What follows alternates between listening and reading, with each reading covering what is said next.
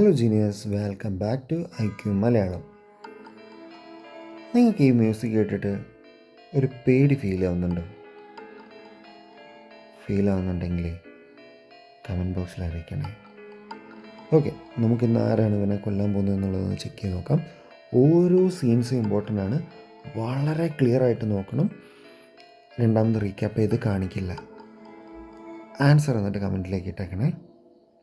ശ്രദ്ധിച്ച് നോക്കണേ.